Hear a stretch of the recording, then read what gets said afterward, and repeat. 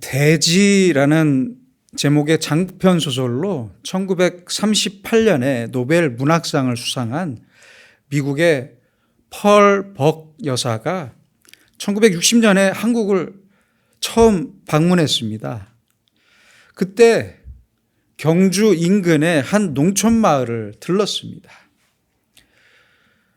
이제 해가 지기 시작했고 노을이 지기 시작한 들판에서 소 달구지에 볕단을 싣고 가는 한 농부가 자신의 지게에도 볕단을 지고 가는 모습을 보고 펄벅 여사는 농부에게 물었습니다. 볕단을 전부 소 달구지에 싣고 가면 훨씬 편할 텐데 왜 힘들게 볕단을 나눠서 지고 가십니까? 그러자 농부가 대답했습니다. 나도 하루 종일 일했지만 저 소도 하루 종일 일했거든요. 그러니 짐을 서로 나누어 지고 가야죠.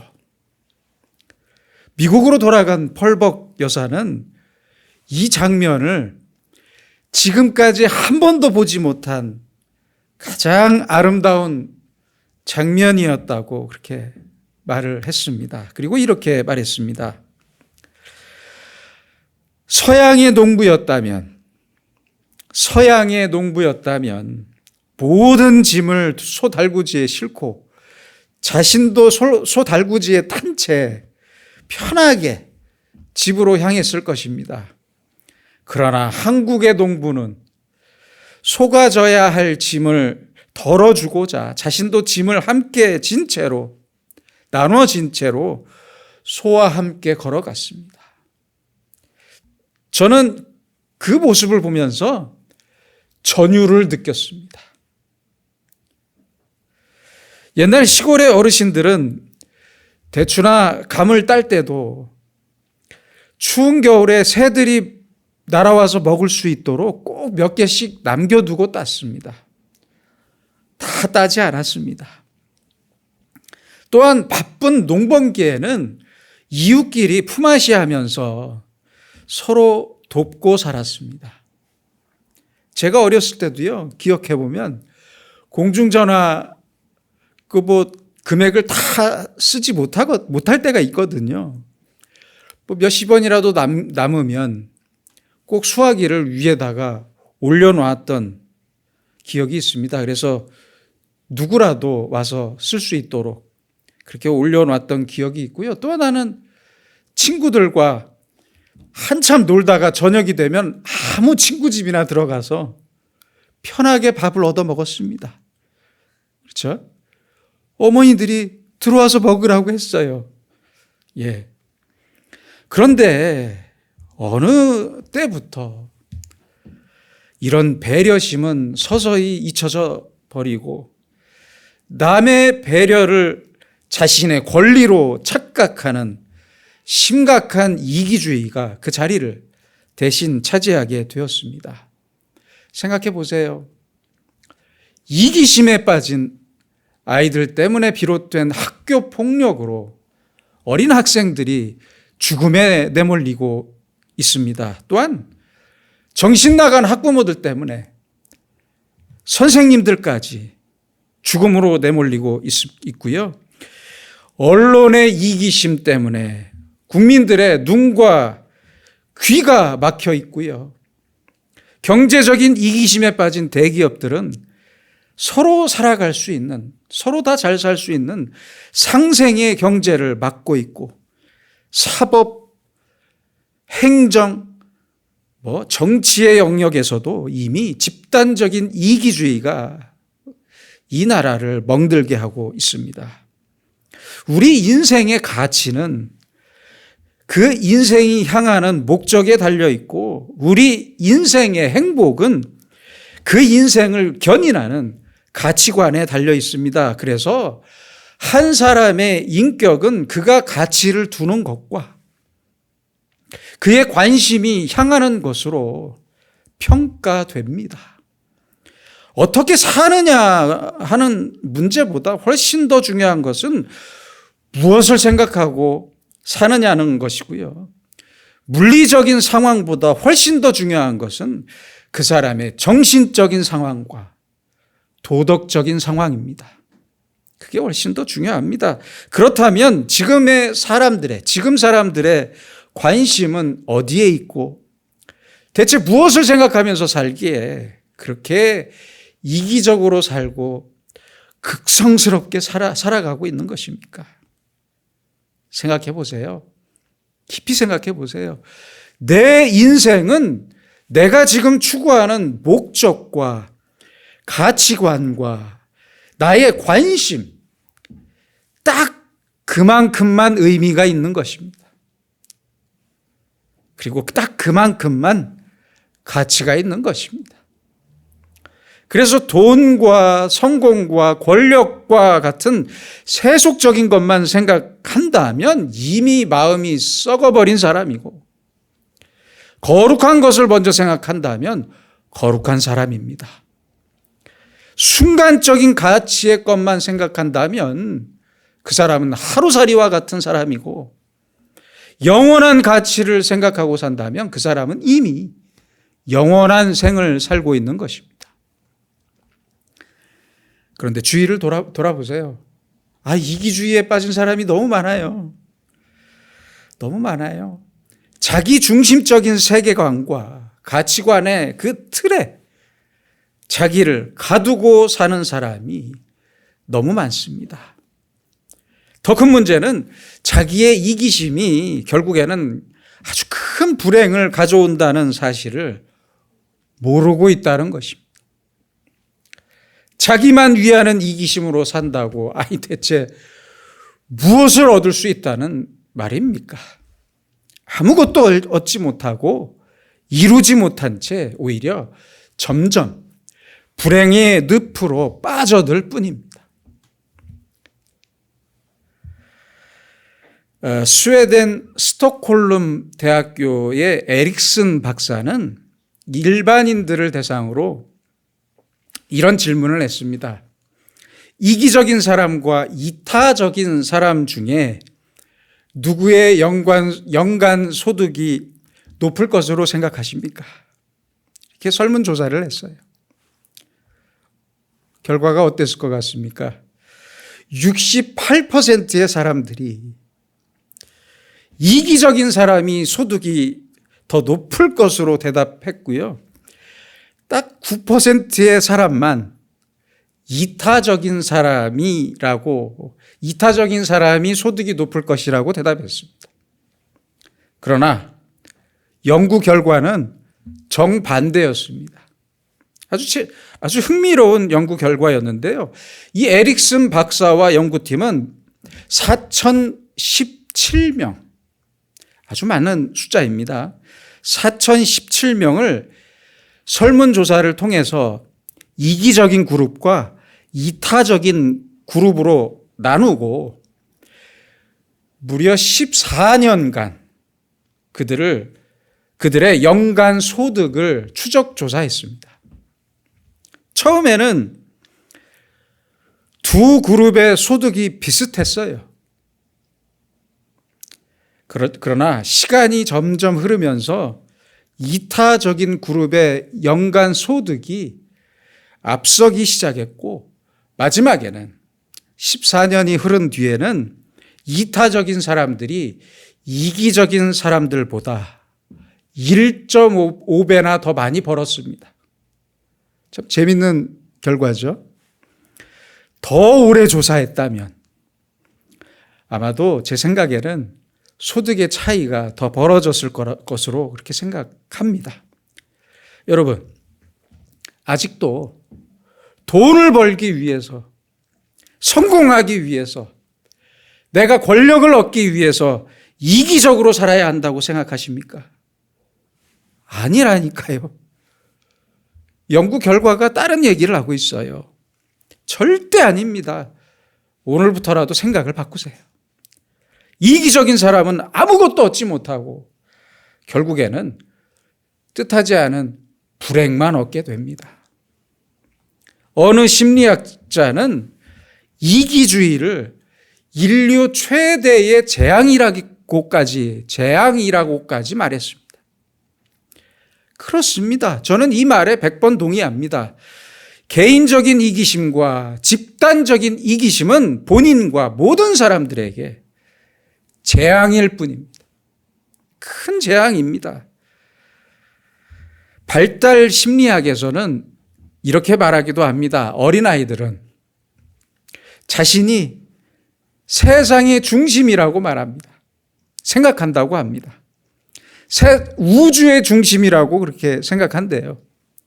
그래서 엄마는 나에게 밥을 해다 바치는 사람이고, 아빠는 나의 선물을 사오는 사람이고, 형이나 동생은 내가 심심할 때 놀 때 필요한 장난감 정도로 생각한답니다.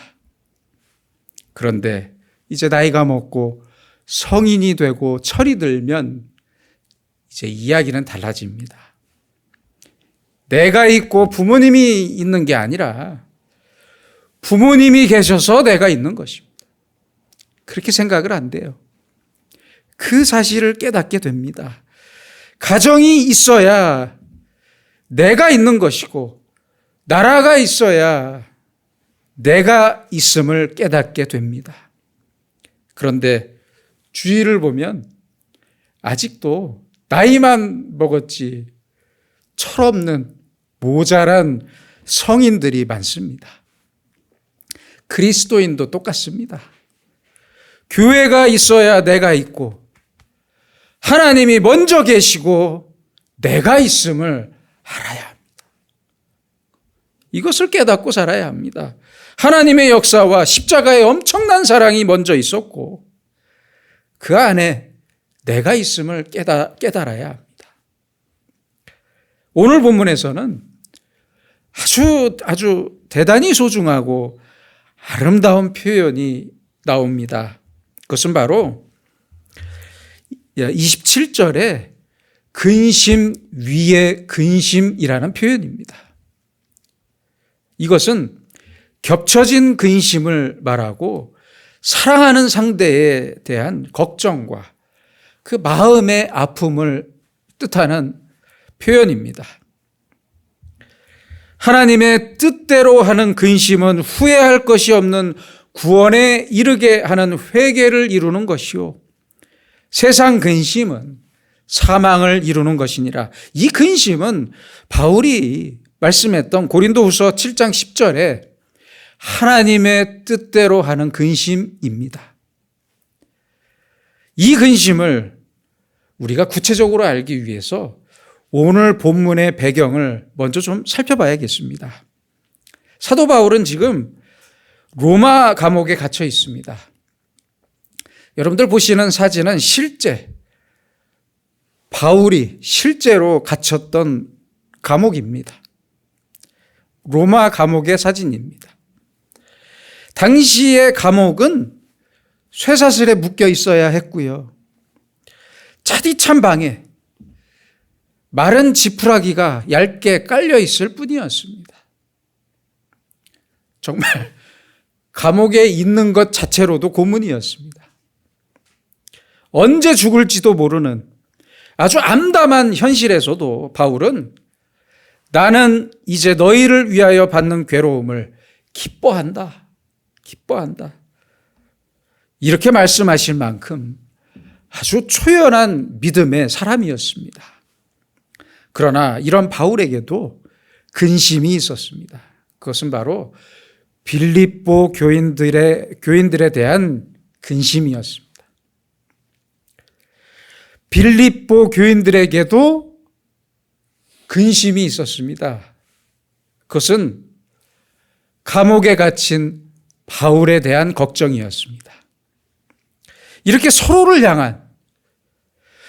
향한 사랑과 걱정이 겹쳐진 근심, 즉 근심 위에 근심이 되었습니다. 빌립보 교인들은 바울을 걱정하면서 헌금을 모았습니다. 헌금을 모아서 에바브로디도를 로마에 파송했습니다. 에바브로디도를 통해 감옥에 있는 바울의 옥바라지를 했던 것입니다. 그런데 이게 무슨 일입니까? 옥바라지를 하던 에바브로디도가 죽을 병에 걸렸습니다. 젊은 사람이었어요. 나이 든 사람이 아니라 젊은 사람이 죽을 병에 걸렸어요. 갑자기 큰 병에 걸려서 사경을 헤매고 있었습니다. 빌립보 교인들은 먼저 바울을 걱정하다가 갑자기 생긴 병으로 고생하는 에바브로디도의 소식을 듣고 에바브로디도까지 함께 걱정하고 있었습니다.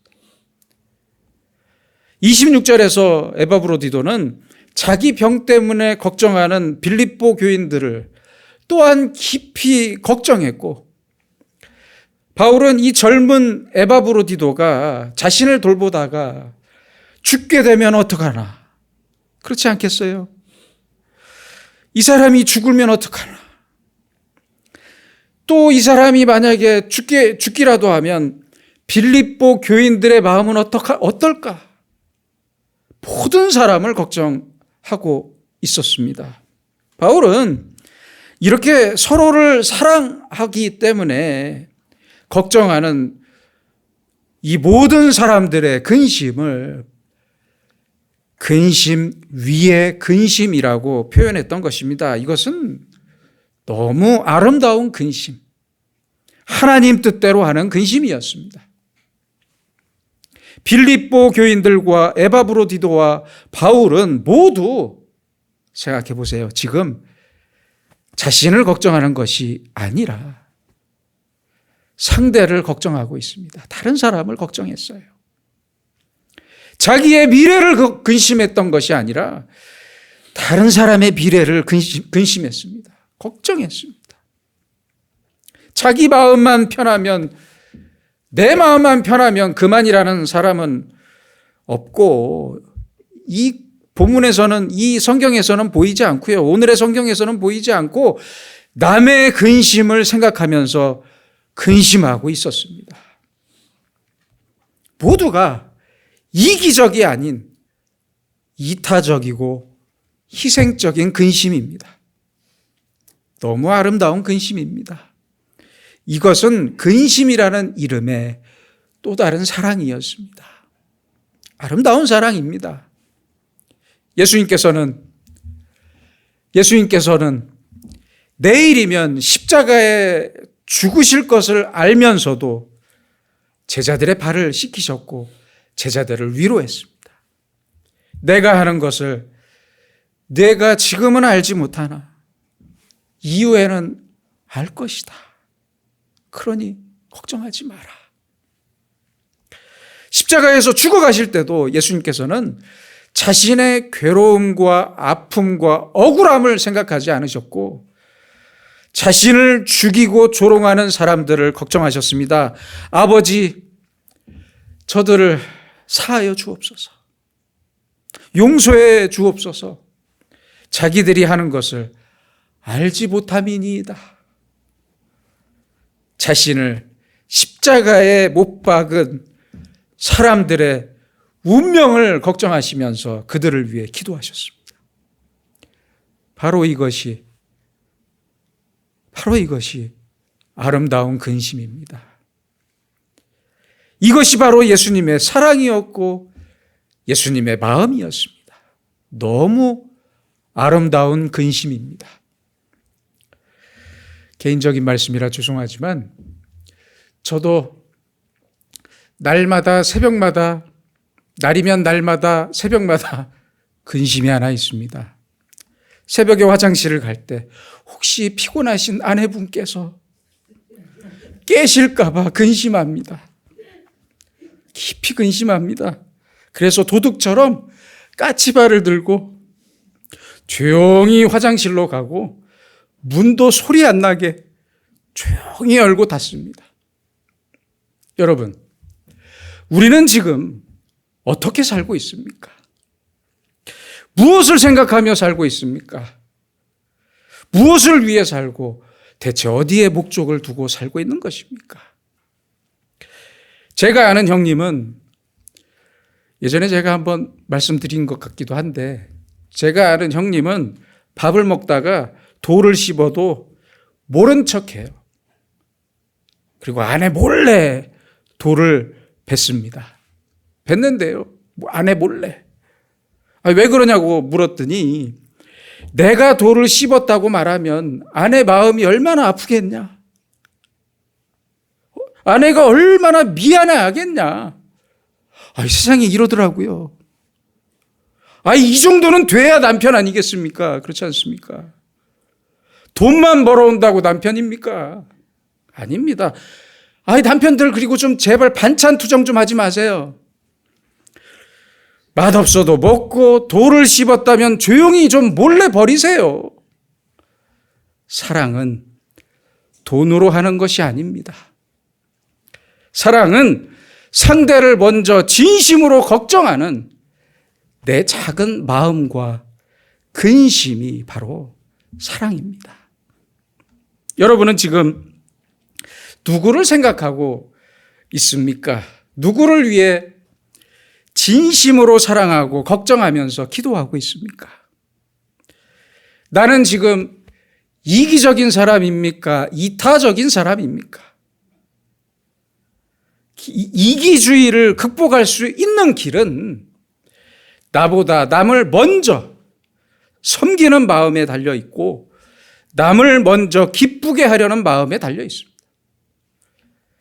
우리는 남을 좀 더 생각하고 진심으로 걱정하면서 봉사하고 희생하는 자기 희생적인 행동으로 사랑해야 합니다.